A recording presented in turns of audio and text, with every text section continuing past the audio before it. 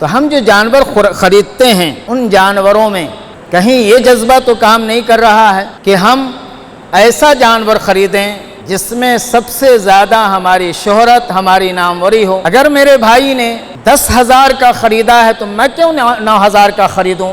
اگر یہ جذبہ کام کر رہا تو یاد رکھیے کہ پیسے آپ کے ضائع ہوئے اور اس پر کوئی ایک اجر بھی ملنے والا نہیں ہے۔ بسم اللہ الرحمن الرحیم۔ الحمد للہ حمدا کثیرا طیبا مبارکا کما یلیق بجلال وجہہ وعظمت شانہ وعلی کبریائہ، وأصلی وأسلم علی رسولہ النبی الأمی الکریم صلی اللہ علیہ وسلم وعلی آلہ واصحابہ وازواجہ وذریاتہ واہل بیتہ اجمعین ومن تبعہم الی یوم الدین، اما بعد۔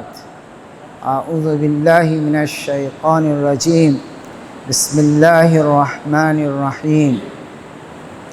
قال یا بنی انی اری فی المنام انی اذبحک فانظر ماذا تری، قال یا ابت افعل ما تؤمر ستجدنی ان شاء اللہ من الصابرین، فلما اسلم وتلہ للجبین ونادیناہ ان یا ابراہیم قد صدقت الرؤیا انا کذلک نجزی المحسنین، ان ھذا لہو البلاء المبین، وفدیناہ بذبح عظیم وترکنا علیہ فی الآخرین، سلام علی ابراہیم۔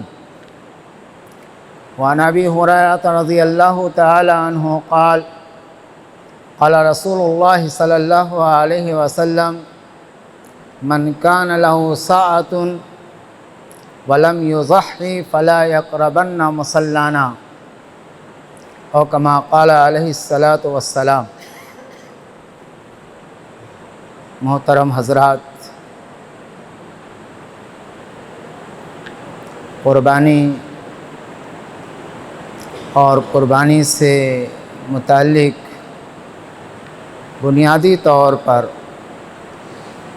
اس کو 3 عنوان پر تقسیم کیا جا سکتا ہے۔ ایک اسوہ ابراہیم اور تاریخ قربانی، دوسرا عنوان قربانی سے ہمیں کیا پیغام ملتا ہے، اور تیسری جو اہم چیز ہے وہ ہے قربانی سے متعلق احکام و مسائل۔ بالعموم 2 چیزیں بیان کی جاتی ہیں، ہمارے طلباء بھی اور عام علماء بھی اس بات کو عام طور پر بیان کرتے ہیں، قربانی کی تاریخ کیا ہے، اسوہ ابراہیم کیا ہے۔ اسی طرح سے قربانی سے جو پیغام ملتا ہے اس کو بھی عام طور پر علماء کرام بیان کرتے ہیں، لیکن جو خاص چیز ہے جس کو پہلے بیان کرنا ضروری ہے وہ ہے قربانی کے احکام و مسائل۔ لہذا آج کے خطبے میں قربانی کے اہم جو مسائل ہیں اسی پہ روشنی ڈالنے کی کوشش کی جائے گی۔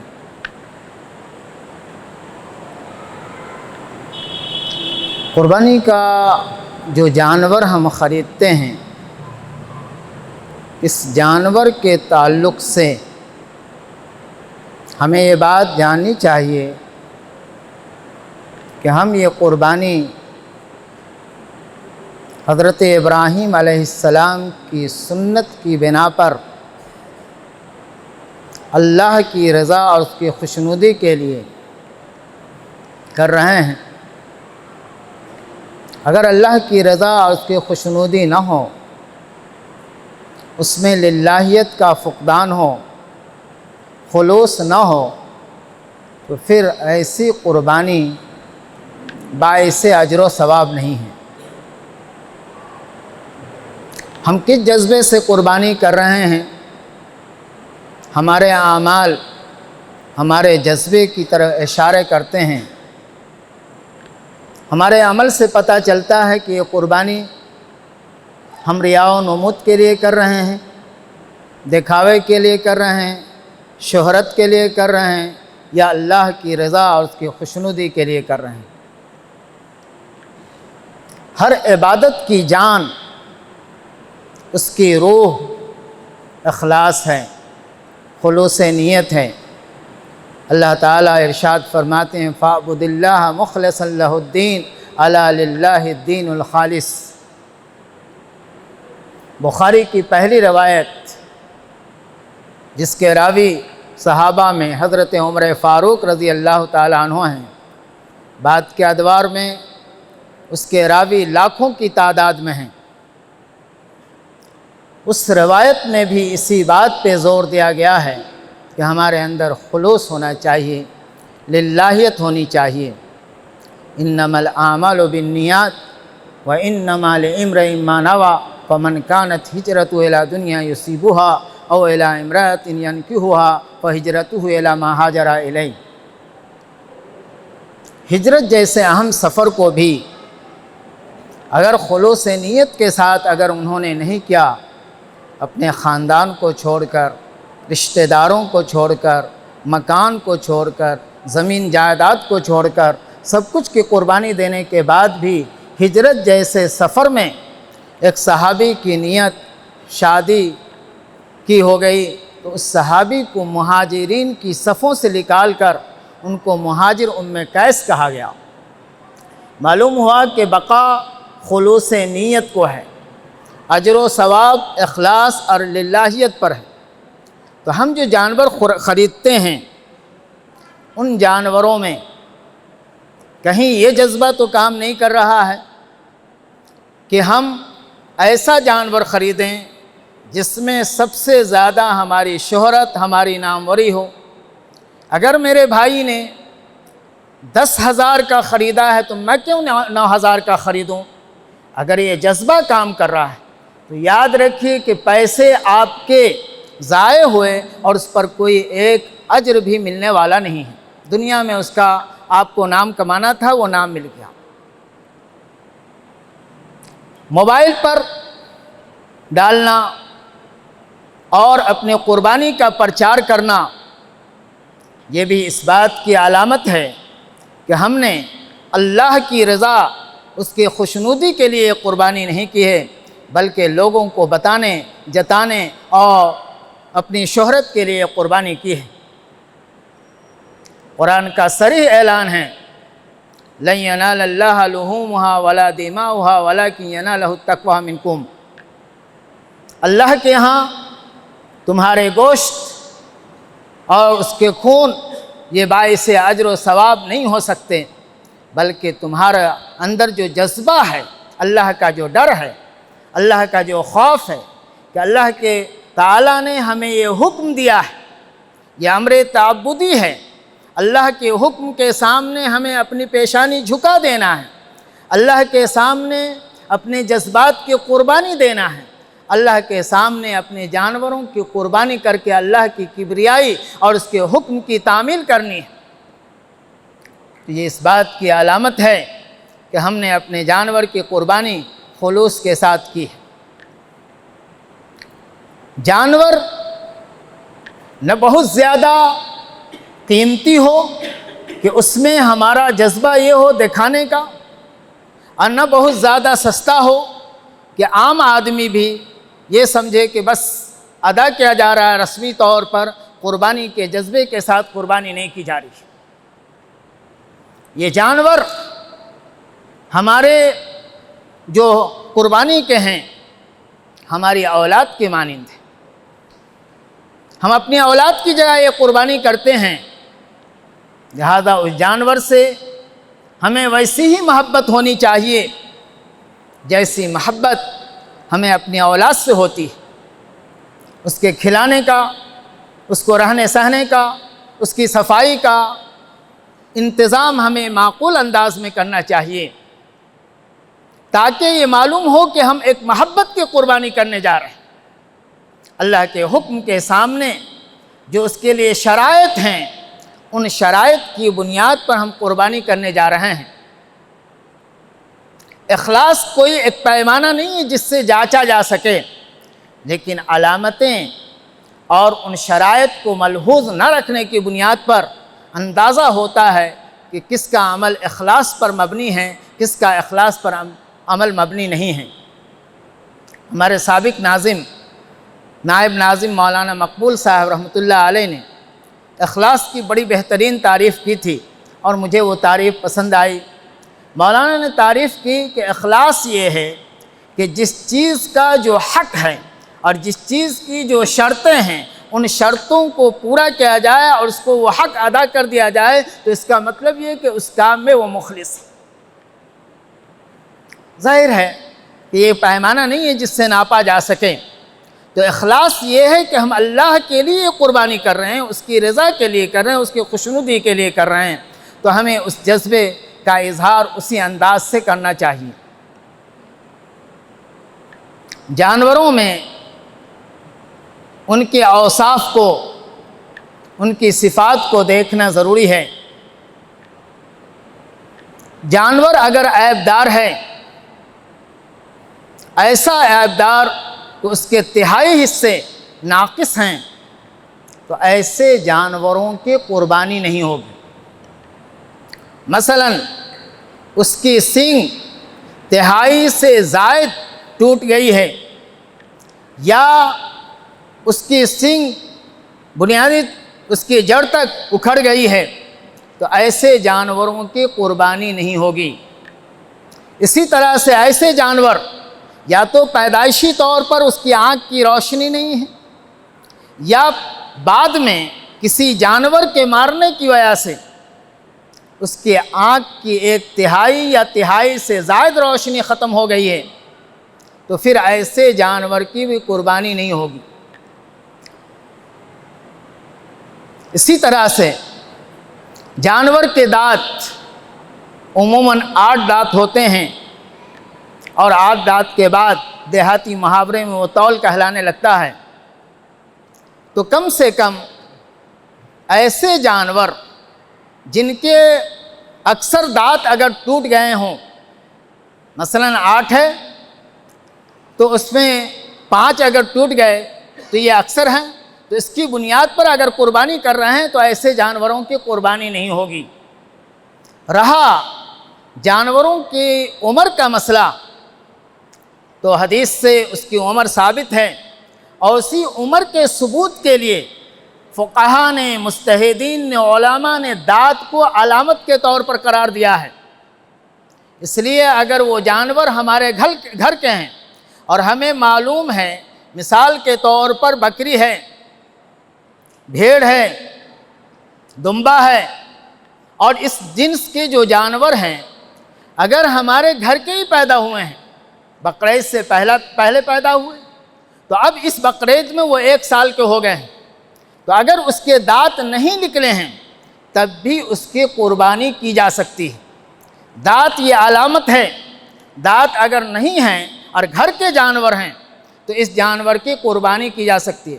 لیکن اگر باہر کے جانور ہیں تو چونکہ آج ایمان اس درجے کا نہیں ہے کہ لوگ اپنے مال کو پیچھے رکھ کر آخرت کے خوف سے، اللہ کے خوف سے وہ صحیح بتائیں کہ میرا جانور 1 سال کا ہے، تو ایسے جانوروں کے لیے دانت کا دیکھنا ضروری ہے۔ دانت یہ علامت اس بات کی عام طور پر 1 سال میں دانت ہو جاتے ہیں، تو اس دانت کو دیکھنا ضروری ہے کہ اس کے 2 دانت ہوئے ہیں کہ نہیں۔ اگر 2 دانت ہو گئے ہیں تو پھر ان کی قربانی کی جا سکتی ہے۔ یہ 2 دانت اونٹ اور اس کی جنس کے جو جانور ہیں 5 سال میں عام طور پر اونٹ کو 2 دانت ہوتے ہیں۔ گائے، بھینس اور اس کی قسم کے جو جانور ہیں اس کو عام طور پر 2 سال میں دانت ہوتے ہیں۔ بکری اور اس کی جنس کے جو جانور ہیں اس کو عام طور پر 1 سال میں دانت ہوتے ہیں۔ حدیث کی روح سے اگر دمبا کر رہے ہیں یا بھیڑ کر رہے ہیں اور وہ اتنا تندرست ہے، فروا ہے کہ دیکھنے سے یہ معلوم ہوتا ہو کہ یہ سال بھر کے ہیں، گرچہ وہ 6 مہینے کے ہیں، تو اس دمبا اور اس بھیڑ کی بھی قربانی کی جا سکتی ہے، اس کو کر سکتے ہیں۔ لیکن بکری میں اور بکرا میں سال کا پورا ہونا ضروری ہے اگر گھر کا ہے تو، اور اگر گھر کا نہیں ہے باہر کا ہے تو 2 دانت کا ہونا ضروری ہے۔ ایک دن بھی اگر کم ہے سال میں تو اس کی قربانی نہیں ہوگی۔ مثال کے طور پر گزشتہ سال وہ بکرا پیدا ہوا تھا چوتھے دن قربانی کے، تو لامحالہ اس کا سال آخری دن جو چوتھا دن ہے اس دن پورا ہو جائے گا، اس سے پہلے تیسرے دن یا دوسرے دن یا پہلے دن اس کی قربانی نہیں ہو سکتی۔ تو سال کا پورا ہونا ان جانوروں کے لیے ضروری ہے۔ اونٹ کے لیے 5 سال، گائے اور اس قسم کے جو جانور ہیں ان کے لیے 2 سال، بکری، دمبا، بھیڑ وغیرہ کے لیے 1 سال۔ موجودہ حالات میں حدیث سے ثابت ہے کہ نبی اکرم صلی اللہ علیہ وسلم نے گائے کی قربانی کی ہے، سفر کے دوران بھی اور عام مواقع پر بھی گائے کی قربانی ثابت ہے۔ لیکن چونکہ بعض قوموں کا اس سے عقیدت کا تعلق ہے اور شروع میں بھی تاریخ سے معلوم ہوتا ہے کہ بنی اسرائیل بھی گائے سے ایک عقیدت رکھتے تھے، ان سے پہلے قوم عمالقہ بھی گائے سے عقیدت رکھتے تھے۔ بیرونی جنہوں نے ہندوستان کا دورہ کیا تو انہوں نے اس وقت کے حالات کے اعتبار سے ہندوستان کے تناظر میں تحقیق محفل ہند میں لکھا ہے کہ یہاں کے بھی جو اکثر آبادی ہے جن کو ہم ہندو قوم کہتے ہیں ان کا بھی اس سے مذہبی تعلق ہے۔ تو گائے کی قربانی جائز تو ہے، لیکن یہ عقیدہ رکھنا کہ جائز نہیں ہے یہ تو صحیح نہیں ہے، لیکن حالات کے تناظر میں قطعاً کوئی مسلمان اس بات کی جرات نہ کرے کہ گائے کی قربانی کرے، اس لیے کہ فتنہ کسی استحباب اور مباح چیزوں کے مقابلے میں فتنہ زیادہ سنگین ہے۔ قرآن خود فرماتا ہے الفتنۃ اشد من القتل، لہذا کسی مباح چیز پر گائے کی قربانی مباح ہے، جائز ہے، لیکن اس پر اصرار کرنا اور اسی کو ضروری سمجھنا، اسی کی قربانی کو واجب سمجھنا یہ کسی طرح بھی درست نہیں ہے۔ ہندوستان کے حالات میں ہمیں اس سے اجتناب کرنا چاہیے اور کوشش یہ کرنی چاہیے کہ اس کے بدل کے طور پر ہم بھینس کی قربانی کر سکتے ہیں، اس کا جو نر ہے اس کی قربانی کر سکتے ہیں۔ بعض لوگوں کی طرف سے یہ اعتراض آتا ہے کہ بھینس کی قربانی نہیں ہے، میری سمجھ سے یہ بالا تر ہے، اس لیے کہ عام فقہا نے، جمہور فقہا نے بھینس کو گائے کی جنسی مانا ہے۔ جس زمانے میں یہ پالتو جانور نہیں تھے، آسٹریلیا کے جنگل سے اس کو لا کر کے پالتو بنایا گیا، تو جو خصوصیات، جو صفات گائے کے اندر پائی جاتی وہی صفات ان کے اندر بھی پائی جاتی ہے۔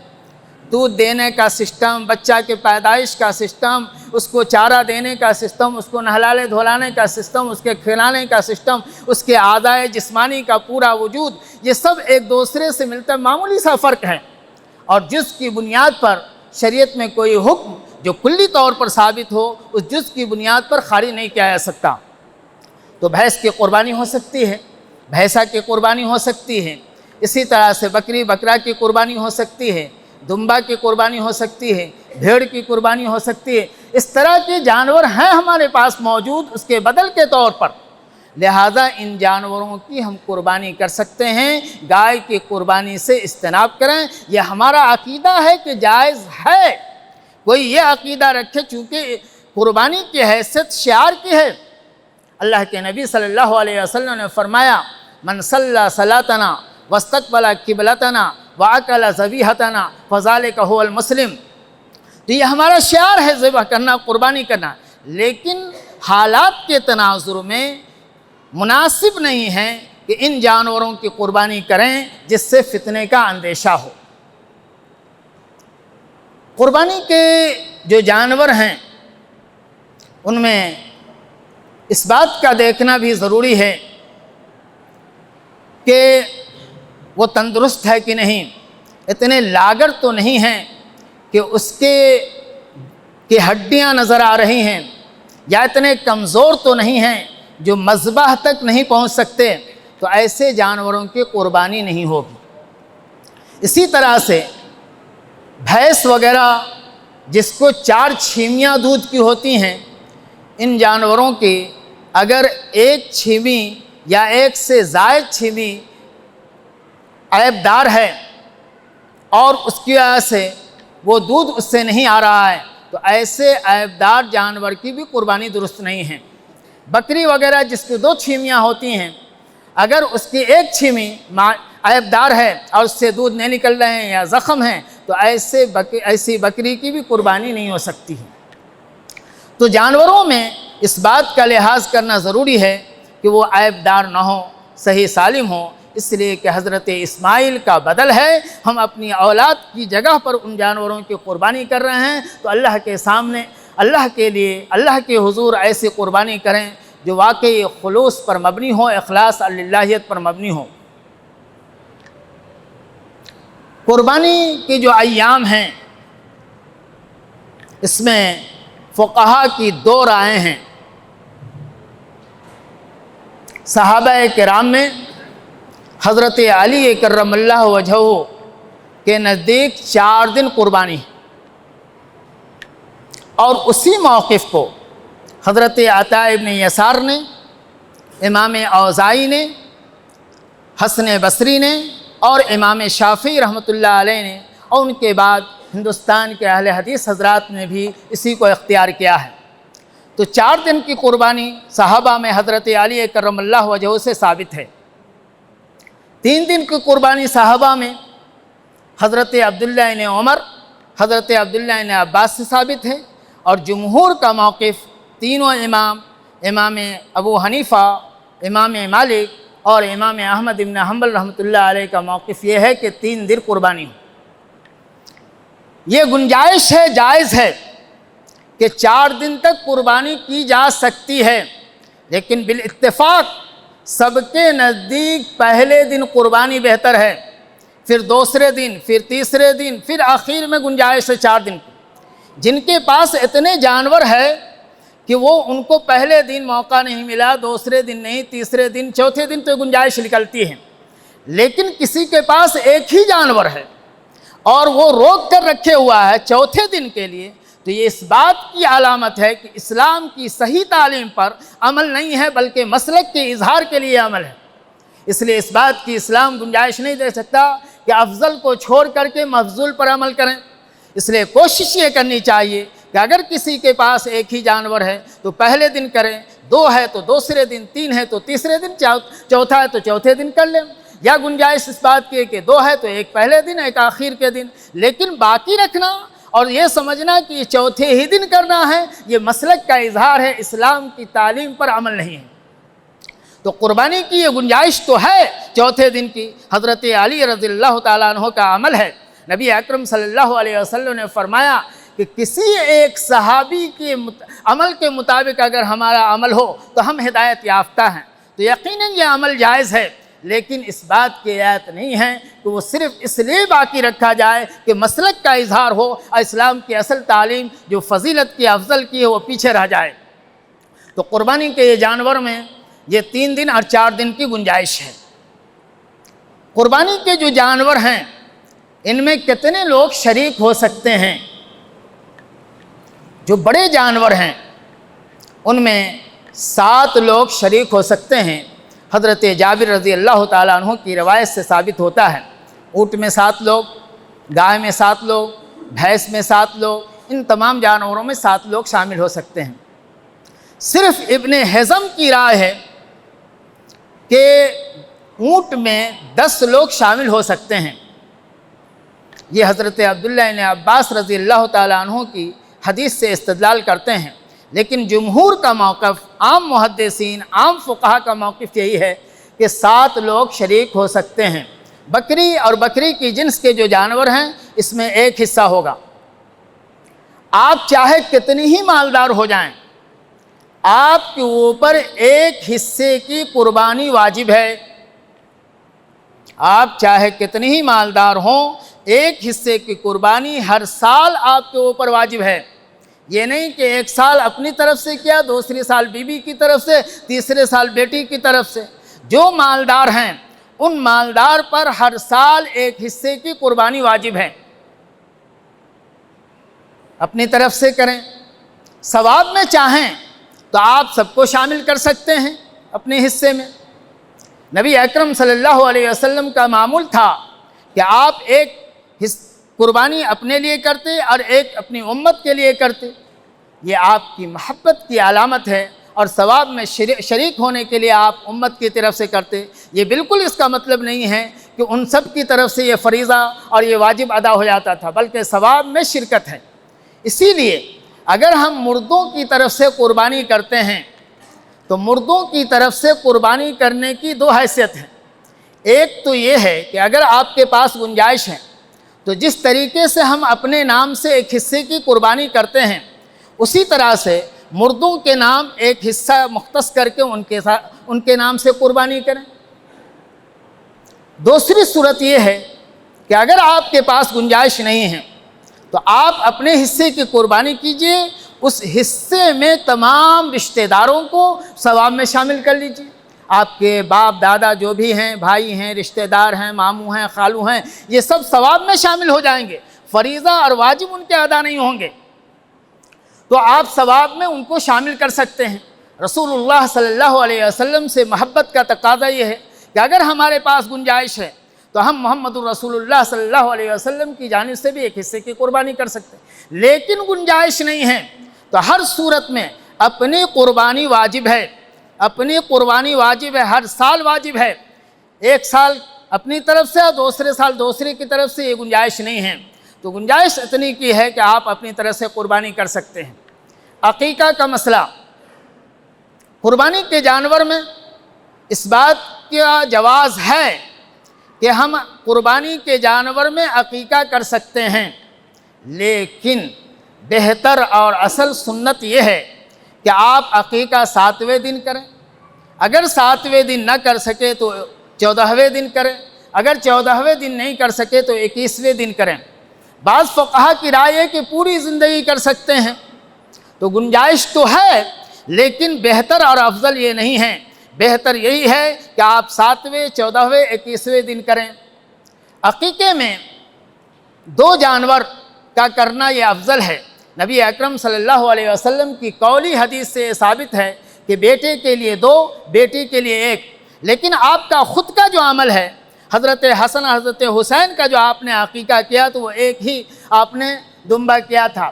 یہ اس بات کی دلیل ہے کہ اگر ہمارے پاس گنجائش نہیں ہے اتنی کہ 2 جانور کر سکیں تو ایک کی بھی گنجائش ہے، ایک میں بھی عقیقہ ہو جائے گا بیٹے کی طرف سے، تو ہم عقیقے میں ان کو کر سکتے ہیں۔ بہتر یہ ہے کہ الگ جانور ہو، لیکن الگ سے جانور نہیں ہیں تو اس میں گنجائش، جمہور فقہا کی رائے یہ ہے کہ قربانی کے جانور میں بھی گنجائش ہے تو اس میں کر سکتے ہیں۔ بعض فقہا اس کو جائز نہیں قرار دیتے، لیکن دوسرے دلائل اور نظائر کی بنیاد پر یہ رائے مرجوح معلوم ہوتی ہے، جو فقہا یہ کہتے ہیں کہ قربانی کے جانور میں عقیقہ نہیں کر سکتے۔ جب حج جیسا جس میں فدیہ ادا کرنا قربانی کے جانور میں کر سکتے ہیں تو یہ عقیقہ جو مستحب اور سنت ہے اس کو لامحالہ کر سکتے ہیں۔ تو ان دلائل کی بنیاد پر یہ کہنا کہ قربانی کے جانور میں عقیقہ نہیں کر سکتے میری سمجھ سے بالاتر ہے۔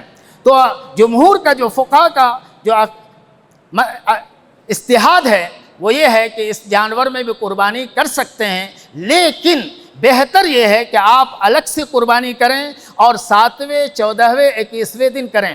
مردہ بچہ ہو گیا ہے تو ان کی طرف سے ظاہر ہے کہ جان کی حفاظت کے لیے عقیقہ کیا جاتا ہے، تو اب کوئی ضروری نہیں ہے، لیکن اگر آپ کرنا ہی چاہتے ہیں تو شفاعت کی امید میں کر سکتے ہیں، یہ ضروری نہیں ہے۔ اللہ کے ہاں آپ سے پوچھ اس کی نہیں ہوگی جن کا عقیقہ نہیں ہوا ہے اور وہ قربانی اب ان کے اوپر واجب ہو گئی ہے، تو اب قربانی کرنا ضروری ہے، عقیقہ کرنا ضروری نہیں ہے، اس لیے کہ اسلام کا اصول ہے کہ جب فرض اور واجب جمع ہو جائیں، واجب اور سنت جمع ہو جائیں تو جو اعلیٰ درجے کی چیز ہے اس کو ترجیح دیں گے۔ لہذا اب اگر آپ کے اوپر قربانی واجب ہے تو واجب قربانی کو کیجئے، عقیقہ نہیں ہوا ہے تو چھوڑ دیجئے۔ عقیقہ یہ نام کا جز نہیں ہے۔ عام طور پر ہمارے لوگ یہ سمجھتے ہیں کہ یہ نام کا جز ہے، عقیقہ نہیں کریں گے تو نام کبھی بھی بدل سکتے ہیں۔ ہندوستانی قانون کے اعتبار سے ہائی اسکول تک آپ نام بدل سکتے ہیں، اس میں گنجائش ہے۔ آپ کا آدھار بن گیا ہے تو 2 مرتبہ تک یہ گنجائش ہے کہ آپ بدل سکتے ہیں۔ اس کا تعلق عقیقے سے بالکل نہیں ہے۔ عقیقہ کا تعلق صرف جان کی حفاظت سے ہے، جان کی حفاظت کے لیے عقیقہ کیا جاتا ہے۔ اللہ تبارک و تعالیٰ اور بھی بہت سارے دینی احکام و مسائل ہیں، اس کی گنجائش اس وقت نہیں ہے، لیکن آپ کے سامنے علماء موجود ہیں، مدارس موجود ہیں، تحریکات موجود ہیں، آپ ان سے ربط میں رہیں اور اپنی قربانی کو صحیح طریقے سے انجام دینے کی کوشش کریں۔ مسئلہ جان کر کے عمل کریں گے تو اس پر اجر و ثواب ملے گا، بغیر جانے ہوئے اگر کریں گے تو پتہ نہیں ہم نے قربانی صحیح کی یا صحیح نہیں کی، اس پہ اجر ملا یا نہیں ملا، یہ کوئی یقینی چیز نہیں ہے۔ لیکن جب ہم مسئلہ جان کر رہے ہیں تو فقہ کا اصول ہے الیقین لا یزول بالشک، شک کی بنیاد پر اب یقین سے جو چیزیں ثابت ہیں وہ ختم نہیں ہو سکتی۔ تو ہمارا یقین ہے کہ جب ہم نے اسلام کے اصول کے اعتبار سے، اس کے احکام کے اعتبار سے قربانی کی ہے تو یقیناً اللہ کی رحمت ہمارے ساتھ شامل رہی ہے، اللہ کا فضل ہمارے ساتھ شامل رہا ہے، یہ قربانی کی توفیق ملی ہے تو اللہ تعالیٰ یقیناً ہماری قربانی کو قبول کر لیا ہے۔ اس لیے ہم نے یہ قربانی اس طریقے سے کی۔ اللہ تعالیٰ ہمیں سنت کے مطابق قربانی کرنے کی توفیق دے۔ وأقول قولی ھذا واستغفر اللہ لی ولکم ولسائر المسلمین من کل ذنب واتوب الیہ۔